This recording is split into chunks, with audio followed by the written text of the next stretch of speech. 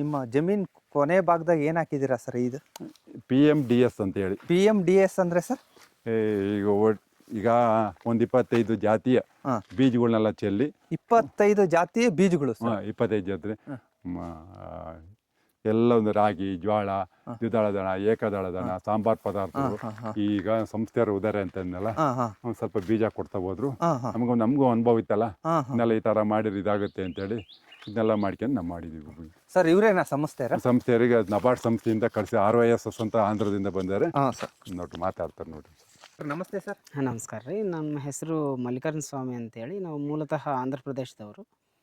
ನಮ್ಮಲ್ಲಿ ಸಾವಯವ ಕೃಷಿ ಬಗ್ಗೆ, ಪಾಲೇಕರ್ ಕೃಷಿ ವಿಧಾನದ ಬಗ್ಗೆ ಉತ್ಕೃಷ್ಟವಾಗಿ ನಡೆದು ನಮ್ಮ ಒಂದು ಸಾವಯವ ಕೃಷಿ ಪದ್ಧತಿಗಳು ಬೇರೆ ರಾಷ್ಟ್ರಗಳಲ್ಲಿ ಅಂದರೆ ಬೇರೆ ರಾಜ್ಯಗಳಲ್ಲಿ ವಿಸ್ತರಣೆಯನ್ನು ಮಾಡಬೇಕು ಅನ್ನೋ ಒಂದು ಕಾನ್ಸೆಪ್ಟಿಂದ ನಬಾರ್ಡ್ ಕಡೆಯಿಂದ ಇಲ್ಲಿ ಯಾವಾದರೂ NGOಗಳು ಇರುತ್ತೆ, ಅವ್ರ ಮುಖಾಂತರ ನಾವು ರೈತರಿಗೆ ಸಲಹೆ ಸೂಚನೆಗಳು ಕೊಡ್ತಾ ಈ ಕಡೆ ರಿಸೋರ್ಸ್ ಪರ್ಸನ್ ಆಗಿ ಕೆಲಸ ಮಾಡ್ತಾ ಇರ್ತೀವಿ. ನಾವು ಸಾವಯವ ಕೃಷಿ ಮೇಲೇ ಹೆಚ್ಚಾಗಿ ರೈತರಿಗೆ ನಾವು ಸಲಹೆ ಸೂಚನೆಗಳು ನೀಡ್ತಾ ಪ್ರಯೋಗಾತ್ಮಕವಾಗಿ ನಾವು ಮಾಡಿಸ್ತಾ ಇರ್ತೀವಿ. ನಂತರ ಈ ಸಿಸ್ಟಮಲ್ಲಿ ಬಂದುಬಿಟ್ಟು ನಾವು ಇದನ್ನು ತೋರಿಸ್ರಿ, ಇದೆಲ್ಲ PMDS ಅಂತೇಳಿ ಸರ್. ಅಂದರೆ ಪ್ರೀ ಮಾನ್ಸೂನ್ ಡ್ರೈವ್ ಸೋಯಿಂಗ್ ಅಂತೇಳಿ. ಈ ಮುಂಗಾರು ಮಾರುತಿಗಳಕ್ಕಿಂತ ಮುಂಚೆ ಅಂದರೆ ಈಗ ಮಾನ್ಸೂನ್ ಬರುತ್ತೆಲ್ಲ ಅದಕ್ಕಿಂತ ಮುಂಚೆ ಈ ರೀತಿ ಎಲ್ಲ ಮಾಡಿಕೊಂಡ್ರೆ ಅಂದರೆ ಇಲ್ಲಿ ಜೋಳ ಅಂದೇ ಇದೆ, ಮುಂದ್ಗಡೆ ಹೋದ್ರೆ ಎಲ್ಲ ತಿರದ್ದು ಒಂದು 25 ವಿಧವಾದದ್ದು ಇರುತ್ತೆ. 9 ಜಾತಿ ಇರುತ್ತೆ ರೀ ಇದ್ರೊಳಗಡೆ. ಇದರಲ್ಲಿ 9 ಜಾತಿ ಇರುತ್ತೆ ರೀ. ಅವು ಅದನ್ನು ನಾವು ಹಸುಗಳಿಗೆ ಹಾಕೋದ್ರಿಂದ ಹಸುಗಳಿಗೆ ಆರೋಗ್ಯಕವಾದ ಮಿನರಲ್ ಫುಡ್ ಸಿಗುತ್ತೆ, ಒಳ್ಳೆ ಫುಡ್ ಸಿಗುತ್ತೆ ಅವಕ್ಕೆ. ಎಲ್ಲ ಮಿನರಲ್ಸ್ ಇರುತ್ತೆ ಸರ್. ನಾನು ಒಂದು ಮಾತು ಕೇಳಕ್ಕೆ ಇಷ್ಟಪಡ್ತೀನಿ ನಿಮ್ಮನ್ನ. ಅಂದರೆ ನಮ್ಮಲ್ಲಿ ಈಗ ರೈತರು 2 ಹಸು ಸಾಕಿರೋ ಈ ಥರ ಮಾಡಿದ್ರೆ ನೆಕ್ಸ್ಟ್ 4 ಹಸು ಸಾಕ್ತಾರೆ. ಇಲ್ಲ 2 ಹಸುನೇ 4 ಹಸು ಬಲ ಬರುತ್ತೆ ಹಾಲಲ್ಲಿ. ಯಾಕಂದರೆ ಈಗ ನಾವು ನೋಡ್ತೀವಿ ಯೂಟ್ಯೂಬಲ್ಲೆಲ್ಲ ಭಾಳಷ್ಟು ಜನ ಈ ಥರ ಮೆಡಿಸಿನ್ ಕೊಡ್ರಿ, 4 ಲೀಟ್ರ್ ಇರೋದು 6 ಲೀಟ್ರ್ ಹಾಲಾಗುತ್ತೆ, 6 ಲೀಟ್ರ್ ಇರೋದು 8 ಲೀಟ್ರ್ ಹಾಲಾಗುತ್ತೆ. ಇದು ತಪ್ಪಿಸುತ್ತೆ ಸರ್. ಹೌದು, ಒಳ್ಳೆ ಪ್ರಶ್ನೆ ಕೇಳಿದ್ರಿ. ಈ ರೀತಿ ಎಲ್ಲ ರೀತಿಯ ಜಾತಿ ಹುಲ್ಲನ್ನು ನಾವು ನಮ್ಮ ಹೊಲದಲ್ಲಿ ಬೆಳೆಸಿ ನಮ್ಮ ಹಸುಗಳಿಗೆ ಹಾಕೋದ್ರಿಂದ ಹೈನುಗಾರಿಕೆಯಲ್ಲಿ, ಎಸ್ಪೆಷಲಿ ಹೈನುಗಾರಿಕೆಯಲ್ಲಿ ಇಳುವರಿ ಅನ್ನೋದು ಹೆಚ್ಚಾಗುತ್ತೆ. ಕ್ವಾಲಿಟಿ ಅನ್ನೋದು, ಹಾಲಲ್ಲಿ ಕ್ವಾಲಿಟಿ ಅನ್ನೋದು ಬರುತ್ತೆ. ನಮ್ಮ ಒಂದು ದುಡಿಮೆನೂ ಹೆಚ್ಚಾಗುತ್ತೆ. ಈಗ ಈ ನಾರ್ಮಲ್ ಆಗಿ ಕೋಫೋರ್ ಅಂತೆಲ್ಲ ಬರುತ್ತೆ ರೀ. ಆ ಕೋಫೋರ್ ಹಾಕೋದ್ರಿಂದ ಒಂದೇ ಒಂದು ಥರದ ಮಿನರಲ್ ಸಿಗುತ್ತೆ ಅದಕ್ಕೆ, ಅದರಿಂದ ಇಳುವರಿ ಏನು ಬರಲ್ಲ. ಹಸು ಕೂಡ ಅದರ ಲೈಫ್ ಸ್ಟೈಲ್ ಕೂಡ ಕಡಿಮೆ ಆಗುತ್ತೆ. ಇದನ್ನು ಹಾಕೋದು ಈ ರೀತಿ ಮಾಡ್ಕೊಂಡು ಹಾಕೋದ್ರಿಂದ ಹಾಲು ಇಳುವರಿ ಜಾಸ್ತಿ ಆಗುತ್ತೆ, ಒಳ್ಳೆ ಮಿನರಲ್ ಫುಡ್ಡು ಸಿಗುತ್ತೆ ನಮಗೆ. ನಂತರ ನಮ್ಮ ಒಂದು ಆದಾಯನೂ ಜಾಸ್ತಿ ಆಗುತ್ತೆ. ಎಲ್ಲ ಹಸುವಿನ ಲೈಫ್ ಸ್ಟೈಲ್ ಕೂಡ ಚೆನ್ನಾಗಿರುತ್ತೆ. ಯಾಕಂದರೆ ಇದು ಪ್ರಾಕೃತಿಕವಾಗಿ ಬಂದಿರೋದು, ನಾವು ಇದಕ್ಕೇನು ಕೊಡಲ್ಲ. ಸಮಗ್ರ ಕೃಷಿಯಲ್ಲಿ ಇದು ಮಾಡಿಕೊಂಡ್ರೆ ಭೂಮಿ ಲೈವ್ ಮಲ್ಚಿಂಗ್ ಆಗಿ ಇರುತ್ತೆ. ನಮ್ಮ ಭೂಮಿಗೆ ನಾವು ಒಂದು 25-30 ಥರ ಬೀಜ ಅಂತ ಹೇಳ್ತಾ ಇದ್ದೀವಿ. ಏನಾದರೂ ಎಕರೆಗೆ ಒಂದು 20 kg ಕ್ವಾಂಟಿಟಿ ಹೇಳ್ತೀವಿ ರೀ. ಆ 20 kg ಕ್ವಾಂಟಿಟಿ ಹಾಕೋದ್ರಿಂದ ನಮ್ಮ ನೆಲಕ್ಕೆ ಒಂದು 4 ಲೋಡ್ ಕೊಟ್ಟಿಗೆ ಗೊಬ್ಬರ ಕೊಟ್ಟಷ್ಟು ಶಕ್ತಿನ ಈ ಒಂದು ಧಾನ್ಯಗಳ ಒಂದು ಬೆಳೆ ಕೊಡುತ್ತೆ. ನಾವು 2 ಥರ ಮಾಡ್ಕೋಬೋದಲ್ಲ, ಹಸಿ ಮೇವು ಮಾಡ್ಕೋಬೋದು, ಮುಂದೆ ಒಣ ಮೇವು ಎರಡು ಮಾಡ್ಬೋದು. ಹಸಿ ಮೇವಲ್ಲಿ ಸಿಕ್ಕಷ್ಟು ಉತ್ಕೃಷ್ಟವಾದಂತಹ ಮಿನರಲ್ಸ್ ಒಣ ಮೇವಲ್ಲಿ ಕಡಿಮೆ ಇರುತ್ತೆ. ಆದ್ರೂ ನಮಗೆ ಎಲ್ಲ ಟೈಮಲ್ಲಿ ಸಿಗುತ್ತೆ ಅನ್ನೋದು ಕಷ್ಟ. ಕೆಲವೊಬ್ರು ಈಗ ಬೆದ್ದಲಲ್ಲಿ ಕೂಡ ಹಾಕ್ತಾರೆ. ಇದನ್ನ ಬೆದ್ದಲ್ ಹಾಕಿ ಕೂಡ ಬೆಳಿಬೋದು, ನೀರಾವರಿಯಲ್ಲೂ ಬೆಳಿಬೋದು. ನೀರಾವರಿಯಲ್ಲಿ ಕಂಟಿನ್ಯೂಸ್ ಆಗಿರುತ್ತೆ, ಬೆದ್ದಲ್ ಸಿಗಲ್ಲ. ಸರ್, ಈಗ ನೀವು ಬಂದಿರೋದು ಕಂಪ್ನಿ ಕಡೆಯಿಂದ ಸರ್? ಇಲ್ಲ ರೀ, ನಾವು ಆಂಧ್ರ ಪ್ರದೇಶದ ರಾಜ್ಯ ಸರ್ಕಾರದ ಪರವಾಗಿ ಬಂದಿರ್ತೀವಿ. ರಾಜ್ಯ ಸರ್ಕಾರದ ಪರವಾಗಿ ಬಂದಿದ್ದೀರಾ. ಈಗ ಯಾರನ್ನ ನಮ್ಮೂರವ್ರು ಕರಿಬೋದು, ನಮ್ಮ ಚಿತ್ರದುರ್ಗ, ಇವ್ರು ಹೊಸದುರ್ಗ ಬರ್ರಿ ಅಂದ್ರೆ ಬರ್ತೀರಾ? ಎಲ್ಲರಿಗೂ ಸೇವೆ ಮಾಡ್ಲಿಕ್ಕೆ ಸದಾ ಇರ್ತೀವಿ ರೀ. 24x7 ಎಲ್ಲರಿಗೂ ಸದಾ ಸೇವೆ ಮಾಡಲಿಕ್ಕೆ ನಾವು ರೆಡಿ ಇರ್ತೀರಾ ಸರ್? ಎಸ್ಪೆಷಲಿ ನಮಗೆ ಈ ಹೊಸದುರ್ಗ ತಾಲೂಕಿನಲ್ಲಿ ಈ NGOಗೆ ನಮಗೆ ಟೈಅಪ್ ಮಾಡಿರ್ತಾರೆ. ಆ NGOದವ್ರು ಯಾವ ಹಳ್ಳಿಗಳನ್ನಾದ್ರೆ ಅಡಾಪ್ಟ್ ಮಾಡ್ಕೊಂಡಿರ್ತಾರೋ ಆ ಹಳ್ಳಿಗಳಲ್ಲಿ ಮಾತ್ರ ಮಾಡ್ತೀವಿ.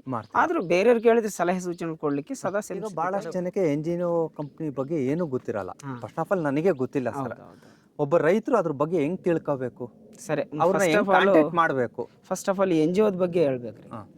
ನಮ್ಮ ನಾಬಾರ್ಡ್ ಸಂಸ್ಥೆ ಅನ್ನೋದು national bank of rural development ಅನ್ನೋದು ಕೇಂದ್ರ ಸರ್ಕಾರದ ಆಡಳಿತದಲ್ಲಿ ಅದ್ರ ಕೆಳಗಡೆ ಕೆಲಸ ಮಾಡ್ತಕ್ಕಂಥ ಒಂದು ಬ್ಯಾಂಕ್. ಅದೇನು ಮಾಡಿದೆ, ಬಿಲೋ ಪಾವರ್ಟಿ ಕೆಳಗಡೆ ಇರುವ ರೈತರನ್ನ ಅಭ್ಯುನ್ನತಿ ಅಂದರೆ ಅವ್ರ ಏಳಿಗೆಯನ್ನು ಬಯಸಿ ಕೆಲವೊಂದು NGOಗಳು ಅಂದರೆ ನಾನ್ ಗೌರ್ಮೆಂಟ್ ಆರ್ಗನೈಸೇಷನ್ಸ್ ಅಂತಿವೆ, ಅವ್ರ ಮುಖಾಂತರ ಅವರ ಏಳಿಗೆ, ಬಿಲೋ ಪಾವರ್ಟಿ ಕೆಳಗಡೆ ಇರೋ ರೈತರ ಏಳಿಗೆಯನ್ನು ಬಯಸಿ ಈ ಕಾರ್ಯಕ್ರಮಗಳನ್ನು ಮಾಡ್ತಾ ಇದೆ. ನಮ್ಮ ದೇಶದಾದ್ಯಂತ 68 NGOಗಳು ಮಾಡ್ತಾ ಇದ್ದಾರೆ ಈ ಕೆಲಸನ. ನಮ್ಮ ಕರ್ನಾಟಕದಲ್ಲಿ 3 ಜಿಲ್ಲೆಗಳಲ್ಲಿ ಈ ಕೆಲಸ ನಡೀತಾ ಇದೆ. ಈ ಸಾವಯವ ಕೃಷಿ ಅನ್ನೋದು ಚಿತ್ರದುರ್ಗ, ಚಿಕ್ಕಮಗಳೂರು, ಚಿಕ್ಕಬಳ್ಳಾಪುರ ಈ 3 ಜಿಲ್ಲೆಗಳಲ್ಲಿ ಒಂದೊಂದು NGOಗಳು ಅವ್ರ ಕೆಲಸ ಮಾಡ್ತಾ ಹೋಗ್ತಾ ಇದ್ದಾರೆ. ಎಲ್ಲಿ ಹೋದ್ರೂ ಇದೆ ರೀ ಸಾವಯವನೇ. ಈ ಸಾವಯವದಿಂದ ಫಸ್ಟ್ ಆಫ್ ಆಲ್ ಸಾವಯವ ಯಾಕೆ ಬೇಕು ಅಂತಂದರೆ, ಈ ಸಸಿಗಳು ಯಾವಾದರೆ ಇದೆ, ಸಸ್ಯಗಳು ವೃಕ್ಷಗಳಾಗಲಿ, ಇವು ಸ್ವಯಂ ಪೋಷಕಗಳು. ತಮ್ಮ ಆಹಾರನ ತಾವೇ ತಯಾರು ಮಾಡ್ಕೊಳ್ಳುತ್ತೆ. ನಾವೇನು ಕೊಡ್ಲಿಕ್ಕೆ ಬೇಕಾಗಿಲ್ಲ. ನಾವೇನು ಹಾಳು ಮಾಡ್ದಂಗೆ ಇದ್ದರೆ ಸಾಕು, ಅವಷ್ಟಕ್ಕವೇ ಬೆಳೆದು ನಮಗೇನು ಕೊಡಬೇಕು ಅವೆಲ್ಲ ಕೊಡುತ್ತೆ. ನಾವು ಈ ಗಿಡ ಗಂಟೆಗಳನ್ನೆಲ್ಲ ಹಾಳು ಮಾಡಿ, ಫಸ್ಟ್ ಆಫ್ ಆಲ್ ಮೇನ್ ಆಗಿ ಮೊದಲೆಲ್ಲ ಈ ಗೌರ್ಮೆಂಟ್ಗಳು ಈಗೇನು ಹೇಳ್ತಾ ಇವೆ, ಕ್ಲೈಮೇಟ್ ಇಂಬ್ಯಾಲೆನ್ಸ್ ಆಗಿದೆ ಅಂತ ಹೇಳ್ತಾ ಇದ್ದಾರೆ. ಇಂಬ್ಯಾಲೆನ್ಸ್ ಅಂದರೆ ಅಸಮತುಲ್ಯವಾಗಿದೆ, ಸಮತುಲ್ಯವಾಗಿ ಇಲ್ಲ. ಯಾಕಿಲ್ಲ ಅಂತಂದರೆ ನಾವು ಮಾಡ್ತಾ ಇರೋ ಕೆಲಸಗಳು, ಮಾನವ ತಪ್ಪುಗಳು ಜಾಸ್ತಿ ಇದೆ. ಈ ಗಿಡಗಂಟೆಗಳನ್ನೆಲ್ಲ ತೆಗೆದುಬಿಡ್ತೀವಿ. ಗಿಡಗಂಟೆಗಳನ್ನ ತೆಗೆದ್ರೆ ಫಸ್ಟ್ ಆಫ್ ಆಲ್ ನಮ್ಮ ಆಕ್ಸಿಜನ್ ಲೆವೆಲ್ಸ್ ಬಿದ್ದೋಗಿದೆ, ಭೂಮಿಯ ತಾಪಮಾನ ಜಾಸ್ತಿ ಆಗಿದೆ. ಭೂಮಿಯ ತಾಪಮಾನ ಜಾಸ್ತಿ ಆಗಿದೆ ಅಂತಂದ್ರೆ ಏನು, ಕಾರ್ಬನ್ ಡೈಆಕ್ಸೈಡ್ ಜಾಸ್ತಿ ಆಗಿದೆ ವಾತಾವರಣದಲ್ಲಿ. ಅದು ಎಷ್ಟಿರಬೇಕು, ಎಷ್ಟಾಗಿದೆ ಅನ್ನೋದು ನಾವು ಒಂದೆರಡು ಮಾತಲ್ಲಿ ಹೇಳ್ಬಿಡ್ತೀನಿ. 0.30 ಇರಬೇಕು ಕಾರ್ಬನ್ ಡೈಆಕ್ಸೈಡ್ ವಾತಾವರಣದಲ್ಲಿ. ನಾವು ಮಾನವರಾಗಿರೋರೆಲ್ಲ ಅತ್ಯಾಸೆಗೆ ಹೋಗಿ ಈ ಪ್ರಕೃತಿ ವಿರುದ್ಧವಾಗಿ, ಪ್ರಕೃತಿ ಏನಾದರೂ ಅಳವಡಿಸ್ಕೊಂಡಿಟ್ಟಿದೆಯೋ ಈ ಗಿಡ ಗಂಟೆಗಳನ್ನ ತೆಗೆಯೋದು, ಗುಡ್ಡಗಳನ್ನೆಲ್ಲ ಕ್ಲೀನ್ ಮಾಡಿ ಫ್ಲ್ಯಾಟಾಗಿ ಮಾಡೋದು, ಅಲ್ಲಿ ಸ್ಟಾರ್ಟ್ ಆಗುತ್ತೆ. ಮಾನವನಿಗೆ ಅತ್ಯಾಸೆ ಅನ್ನೋದು ಇದೆಯಲ್ಲ, ದುಡ್ಡು ಮಾಡೋ ಒಂದು ಆಸೆ. ಇವತ್ತಿನ ದಿನ ಹೇಳ್ಬೇಕಾಗಿಲ್ಲ, ಗ್ರಾವೆಲ್ ಕೂಡ ಮಾರ್ತಾ ಇದ್ದಾರೆ. ಅದು ಪ್ರಕೃತಿಗೆ ಒಂದು ಇಂಬ್ಯಾಲೆನ್ಸ್ಗೆ ಕಾರಣ. ಎಲ್ಲಿರೋದು ಅಲ್ಲಿರಬೇಕು. ನಾವೀಗ ಈ ಕೈ ಇಲ್ಲಿದೆ, ತೆಗೆದು ಈ ಕಡೆ ಬೇರೆ ಕಡೆ ಅಡ್ಜಸ್ಟ್ ಮಾಡ್ಕೊಳ್ಳೋಕೆ ಬರುತ್ತೆಯಾ? ಬರಲ್ಲ. ಅದೇ ರೀತಿ ಈಗ ನಡೀತಾ ಇದೆ, ಪ್ರಸ್ತುತ ಸಮಾಜದಲ್ಲಿ ನಡೀತಾ ಇರೋದು ಅದೇ. ಅದರಿಂದಾಗಿ ಈ ಗಿಡ ಗಂಟೆಗಳನ್ನೆಲ್ಲ ತೆಗೆದುಬಿಟ್ಟು ಈ ವಾಹನಗಳ ಜಾಸ್ತಿ ಆಗಿಬಿಟ್ಟು, ನಂತರ ನಾವು ಉಪಕರಣಗಳನ್ನ ಯಾಂತ್ರೀಕರಣವಾಗಿ ಉಪಕರಣಗಳನ್ನ ಜಾಸ್ತಿ ಬಳಸ್ತಾ, ಅವರಿಂದ ಕೆಲವೊಂದು ನಮಗೆ ಕಾಣ್ದೇ, ಈಗ ನಾವು ಎಸ್ಪೆಷಲಿ ಒಂದು ಸಿಂಪಲಾಗಿ ಹೇಳ್ಬೇಕಂದ್ರೆ ಮನೆಯಲ್ಲಿ ಫ್ರಿಡ್ಜ್ ಇದೆ, ಅದರಿಂದ ಒಂದು ಗ್ರೀನ್ ಹೌಸ್ ಗ್ಯಾಸಸ್ ಅಂತೇಳಿ ಅದನ್ನಲ್ಲಿ ಎಥೆನಾಲ್ ಅಂತೇಳಿ ಬರುತ್ತೆ. ಆ ಗ್ಯಾಸ್ ಬರೋದ್ರಿಂದ ಕ್ಲೈಮೇಟು ಹೀಟ್ ಜಾಸ್ತಿ ಆಗುತ್ತೆ, ಅದು ಯಾರಿಗೂ ಕಾಣಲ್ಲ. ಈಗ ಎಷ್ಟಾಗಿದೆ ಅಂದರೆ 11% ಬೆಳೆದುಬಿಟ್ಟಿದೆ ಈ ಕಾರ್ಬನ್ ಡೈಆಕ್ಸೈಡ್ ಅನ್ನೋದು. ನಮ್ಮ ಸಾವಯವ ಕೃಷಿಯ ಮುಖ್ಯ ಉದ್ದೇಶ ವಾತಾವರಣನ ಕಾಪಾಡಬೇಕು, ಭೂಮಿನ ಕಾಪಾಡಬೇಕು, ಜನರ ಆರೋಗ್ಯನೂ ಕಾಪಾಡಬೇಕು, ಜನರ ಆರ್ಥಿಕವಾಗಿ, ರೈತರ ಆರ್ಥಿಕವಾಗಿ ಮುಂದುವರಿಬೇಕು. ಈ ಸಿಸ್ಟಮ್ ಎಲ್ಲ ಅಳವಡಿಸ್ಕೊಂಡು ನಾವು ಹೇಳ್ತಾ ಹೋಗ್ತಾ ಇರ್ತೀವಿ. ಈಗ ನಾವು ಗಿಡ ಗಂಟೆಗಳನ್ನ ಬೆಳೆಸೋದ್ರಿಂದ ಆ ಸ್ವಯಂ ಪೋಷಕಗಳು ಅವಕ್ಕೆ ಏನು ಕೊಡ್ದೇನೆ ಅವು ವಾತಾವರಣಕ್ಕೆ ಆಕ್ಸಿಜನ್ನು, ಈ ಹವಾಮಾನ ಹೇಗಿರ್ಬೇಕು ಆ ಥರ ಎಲ್ಲ ಲೆವೆಲ್ ಮಾಡುತ್ತೆ. ಈ ಕ್ಲೈಮೇಟ್ ಇಂಬ್ಯಾಲೆನ್ಸ್ ಅಲ್ಲ ರೀ, ಈಗ ಎಮರ್ಜೆನ್ಸಿ ಬಂದುಬಿಟ್ಟಿದೆ.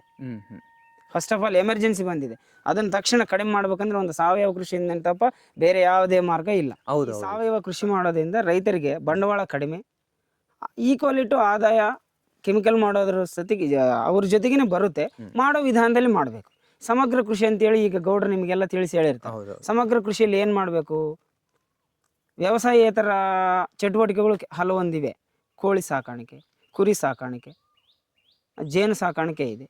ಈ ರೀತಿ ಎಲ್ಲ ಮಾಡಿಕೊಂಡ್ರೆ ಒಂದು ಬೆಳೆಯಲ್ಲಿ ನಾವು ಓನ್ಲಿ ಮೋನೋಕ್ರಾಪ್ ಅಂತ ಹೇಳ್ತೀವಿ, ಪಾಲಿಕ್ರಾಪ್ ಅಂತ ಹೇಳ್ತೀವಿ. ಮೋನೋಕ್ರಾಪ್ ಅಂದರೆ ಒಂದೇ ಒಂದು ಬೆಳೆ ರೀ. ಆ ಒಂದು ಬೆಳೆ ಹಾಕ್ಕೊಂಡ್ರೆ ಈಗಿರೋ ಒಂದು ಕ್ಲೈಮೇಟ್ ವಾತಾವರಣ ಪರಿಸ್ಥಿತಿಯಲ್ಲಿ ಅನಾವೃಷ್ಟಿ ಆಗ್ಬೋದು, ಇಲ್ಲ ಅತಿವೃಷ್ಟಿ ಆಗ್ಬೋದು. ಅತಿವೃಷ್ಟಿ ನಡೆದ್ರೂ ಬೆಳೆ ತಡೆಯೋಕ್ಕಾಗಲ್ಲ, ಅನಾವೃಷ್ಟಿ ಆದ್ರೂ ಬೆಳೆ ತಡೆಯೋಕ್ಕಾಗಲ್ಲ, ರೈತರಿಗೆ ಲಾಸ್. ಅವಾಗ ನಾವೇನು ಮಾಡಬೇಕು, ಒಂದೇ ರೀತಿಯ ಬೆಳೆಗಳನ್ನ ಹಾಕ್ಕೊಳ್ಳದೆ ಸಮಗ್ರ ಬೆಳೆ ಪದ್ಧತಿಯಲ್ಲಿ ಜೀವ ವೈವಿಧ್ಯತೆಯನ್ನು ತಗೊಂಡು ಬರಬೇಕು. ಒಂದು ಬೆಳೆ ಹೋದ್ರೂ ಇನ್ನೊಂದು ಬೆಳೆ ಬರುತ್ತೆ, ರೈತರು ಸಸ್ಟೈನಬಲ್ ಆಗ್ತಾರೆ. ಆಗ ಇಲ್ಲ ಅಂತಂದ್ರೆ ಒಂದೇ ಒಂದು ಬೆಳೆ ಹಾಕೊಂಡ್ರೆ ರೈತರು ಲಾಸ್ ಆಗ್ತಾರೆ. ಈ ಗೌಡ್ರು ತೋಟ ಎಲ್ಲ ನೋಡಿದ್ರಿ ನೀವು, ತೆಂಗೊಂದೇ ಇಟ್ಟಿಲ್ಲ, ಹಲವಾರು ವೃಕ್ಷ ಜಾತಿ ಗಿಡಗಳನ್ನ ಕೂಡ ಇಟ್ಟಿದ್ದಾರೆ. ಈಗ ಏನು ಕಣ್ಣಿಗೆ ಕಾಣ್ತಾ ಇರಬಹುದು, ಇನ್ನೊಂದು 2 ವರ್ಷ ಹೋದ್ರೆ ಅವ್ರ ಒಂದು ಪ್ರಯತ್ನಕ್ಕೆ ಫಲ ಸಿಗುತ್ತೆ. ಹೌದು, ಒಂದು ಬೆಳೆ ಹೋದ್ರೂ ಒಂದು ಬೆಳೆ ಬರುತ್ತೆ. ಈ ನಂತರ ಇಲ್ಲಿ ಜೀರೋ ಕಲ್ಟಿವೇಶನ್ ಮಾಡಿದರೆ ಗೌಡ್ರು. ಹೌದು, ಇದರಿಂದ ಏನಾಗುತ್ತೆ, ಭೂಮಿನ ನಾವು ಉಳುಮೆ ಮಾಡದೇನೆ ಇದ್ರೆ ಭೂಮಿಯಲ್ಲಿರೋ ಸೂಕ್ಷ್ಮಾಣುಗಳು ಡಬಲ್ ಇಂಪ್ಲಿಮೆಂಟ್ ಆಗುತ್ತೆ ರೀ. ಅಂದ್ರೆ ಸರ್ ಇದನ್ನ ಮಾಡಕ್ಕೆ ನೀವು NGO ಇಂದಾನೆ ಹೇಳ್ಕೊಟ್ಟಿರೋದಾ? ಅವರು ಸ್ವಯಂವಾಗಿ ಅವರು ತಿಳ್ಕೊಂಡು ಮಾಡ್ತಾ ಇದ್ದಾರೆ. ನಂತರ ನಮ್ಮ NGO ಒಂದು ಸಹಕಾರನೂ ತಗೊಳ್ತಾ ಇದ್ದಾರೆ. ಸರ್ ಇಲ್ಲಿ ಏನು ಇವರು ಈ ಪದ್ಧತಿಯಲ್ಲಿ ಉಳುಮೆ ಮಾಡಿಲ್ಲ, ಸುಮ್ಮನೆ ಬೀಜ ಮಾಡಿದ್ರು ಒಂದು 4 ಇಂಚು ಕಲ್ಟಿವೇಟರ್ ಹಾಕ್ತಾರೆ ಅಷ್ಟೇ. ಆಳವಾಗಿ ಮಾಡಿದ್ರೆ ನಾವೀಗ ನೋಡ್ರಿ, ವ್ಯವಸಾಯನ ನಾವು ಮಾಡ್ತಾ ಇಲ್ಲ, ಮನುಷ್ಯರು ಮಾಡ್ತಾ ಇಲ್ಲ, ಸೂಕ್ಷ್ಮಾಣು ಜೀವಿಗಳು ಮಾಡ್ತಾ ಇವೆ, ಮೈಕ್ರೋಬ್ಸ್ ಮಾಡ್ತಾ ಇದೆ.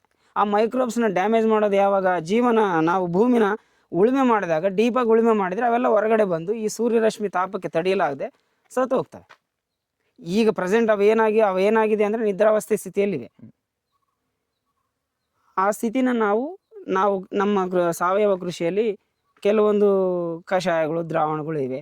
ಜೀವಾಮೃತ ಅಂತೇಳಿ ಮಾಡ್ತೀವಿ, ಘನ ಜೀವಾಮೃತ ಅಂತೇಳಿ ಮಾಡ್ತೀವಿ. ಆ ದ್ರವ ಜೀವಾಮೃತ ಮಾಡೋದ್ರಿಂದ ಭೂಮಿಗೆ ನಾವು ನಿದ್ರಾವಸ್ಥೆಯಲ್ಲಿರೋ ಸೂಕ್ಷ್ಮಾಣು ಜೀವಿಗಳನ್ನ ಉದ್ರೇಕಗೊಳಿಸ್ತೀವಿ, ಅಂದರೆ ಉತ್ಪ್ರೇರಕ ಮಾಡ್ತೀವಿ. ಅವು ಒಂಥರ ತಟ್ಟೆ ಎಬ್ಬಿಸ್ದಂಗೆ ಜೀವಾಣುಗಳನ್ನ. ಅವು ಬಂದು ಅವು ಯಾವಾಗ ಚೇತನವಾಗುತ್ತೆ ಅವ್ರ ಕೆಲಸ ಸಜಾವಾಗಿ ಮಾಡುತ್ತೆ. ನಾವು ಅವ್ರನ್ನ ಬಿಡೋದೇ ಅವ್ರ ಪಾಡಿಗೆ ಅವ್ರು ಬಿಟ್ಟರೆ ಅವು ಕೆಲಸ ಅವು ಮಾಡ್ಕೊಂಡು ಹೋಗ್ತವೆ. ಅದನ್ನು ಸಿಸ್ಟಮೆಟಿಕ್ಕಾಗಿ ಒಂದು ಹಂತದಲ್ಲಿ ನಾವು ಅವ್ರನ್ನ ಈಗೆಲ್ಲ ಹಾಳು ಮಾಡಿಬಿಟ್ಟಿದ್ದೀವ, ಮತ್ತು ಆ ಕಡೆ ರೈತರು ಬರ್ಬೇಕಂತೇಳಿ ಈ ಗೌರ್ಮೆಂಟ್ಗಳ ಸರ್ಕಾರಗಳ ಒಂದು ಪ್ರಬಲ ಆಕಾಂಕ್ಷೆ ಇದೆ. NGOಗಳಿದೆ. ನಮ್ಮಲ್ಲಿ ನಿಸರ್ಗ ಅಂತಿದೆ ಹೊಸದುರ್ಗ ತಾಲೂಕಿನಲ್ಲಿ, ನಾಬಾರ್ಡ್ ಕಡೆಯಿಂದನೇ ಮಾಡ್ತಾರೆ. ಹೆಡ್ ಆಫೀಸ್ ಚಿತ್ರದುರ್ಗ ಇರುತ್ತೆ. ಅವರು ರೈತರಿಗೆ ಹಲವಾರು ವಿಧವಾಗಿ ಸಪೋರ್ಟ್ ಕೊಡ್ತಾ ಇದ್ದಾರೆ. ಲ್ಯಾಂಡ್ ಡೆವಲಪ್ಮೆಂಟ್ ಪ್ರೋಗ್ರಾಮ್ಸ್ ಅಂತೇಳಿ, ಸ್ಕಿಲ್ ಡೆವಲಪ್ಮೆಂಟ್ ಪ್ರೋಗ್ರಾಮ್ಸ್ ಅಂತೇಳಿ, ನಂತರ ಈ ಹಸು ಅಂತ ಹೇಳಿದ್ನಲ್ಲ, ಹಸುಗಳಿಗೆ ಕೂಡ ಈಗ ಹೊಸದಾಗಿ ಮಾಡ್ತಾ ಇದ್ದಾರೆ. ಸರ್ಕಾರಗಳು ಕೂಡ ಮಾಡ್ತಾ ಇವೆ. ಹೈನುಗಾರಿಕೆ ಮೇಲೆ ಶಿಕ್ಷಣಗಳು, ತರಬೇತಿಗಳು ಕೊಡಿಸ್ತಾ ಇದ್ದಾರೆ ರೈತರಿಗೆ. ನಂತರ ಈ ಕೋಳಿ ಸಾಕಾಣಿಕೆ ಮೇಲೆ ರೈತರಿಗೆ ಡೈರೆಕ್ಟಾಗಿ ಥ್ರೂ ಔಟ್ ಅವ್ರ ಅಕೌಂಟಿಗೆ ಅಮೌಂಟ್ ಹಾಕಿ ಅವ್ರನ್ನೇ ಕೋಳಿ ತಂದುಕೊಳ್ಳಿಕ್ಕೆ ಹೇಳ್ತಾ ಇದ್ದಾರೆ. ಈ ರೀತಿ ಎಲ್ಲ ಸ್ವಲ್ಪ ಡೆವಲಪ್ಮೆಂಟ್ ಪ್ರೋಗ್ರಾಮ್ಸ್ ಅವರು ಮಾಡ್ತಾ ಇದ್ದಾರೆ.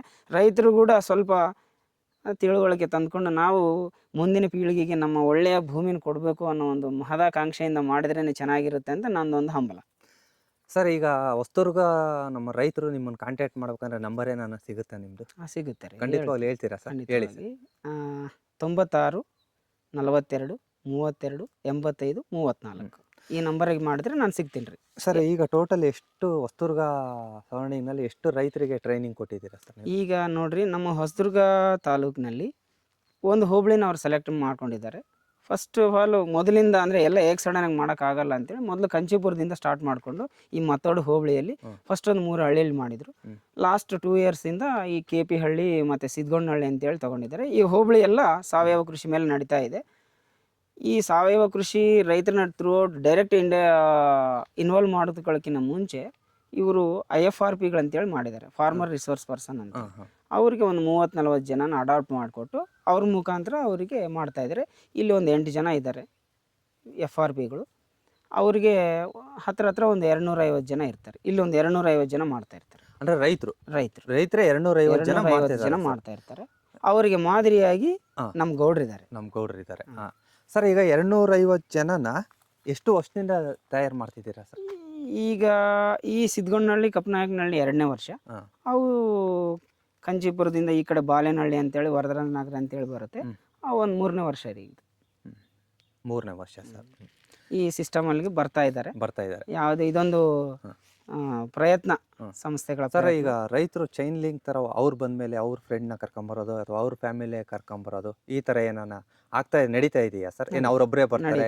ಅವರೇ ಸ್ವಯಂ ಪ್ರೇರಿತವಾಗಿ ಬರೋ ರೈತರು ಕೂಡ ಇದ್ದಾರೆ. ಯಾಕಂದ್ರೆ ಬಂಡವಾಳ ಕಡಿಮೆ ಇರುತ್ತೆ, ಆರೋಗ್ಯವಾದ ಆಹಾರ ಸಿಗುತ್ತೆ, ನಾವು ಸಮಾಜಕ್ಕೂ ಆರೋಗ್ಯವಾದ ಆಹಾರ ಕೊಡ್ತೀವಿ ಅನ್ನೋ ಸದುದ್ದೇಶ ಯಾರಿಗಾದ್ರೂ ಇರುತ್ತೋ ಅವರೆಲ್ಲ ಸ್ವಯಂ ಪ್ರೇರಿತವಾಗಿ ಮುಂದಕ್ಕೆ ಬಂದಿದ್ದಾರೆ, ಬರ್ತಾ ಇದ್ದಾರೆ ಕೂಡ.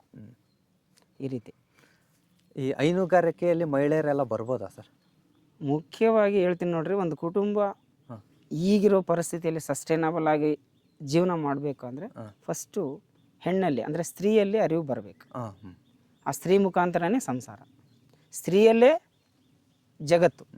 ಈ ಸ್ತ್ರೀಗಳಿಂದನೇ ಈಗ ಹೈನುಗಾರಿಕೆ ಹೆಂಗಿದೆ ಅಂದರೆ ನಮ್ಮ ಜೇನು ಹುಳು ಥರ ಸ್ಪ್ರೆಡ್ ಆಗ್ತಾ ಇದೆ ಹೈನುಗಾರಿಕೆ. ಅದರಲ್ಲೂ ಒಂದು ಚಿಂತಿಸಬೇಕಾದ ಒಂದು ವಿಚಾರ ಏನಂದರೆ, ಇವರೆಲ್ಲ ಸ್ವಲ್ಪ ನಾಟಿ ಹಸುಗಳ ಕಡೆ ಹೋಗಿ ಹೈನುಗಾರಿಕೆ ಮಾಡಬಹುದು.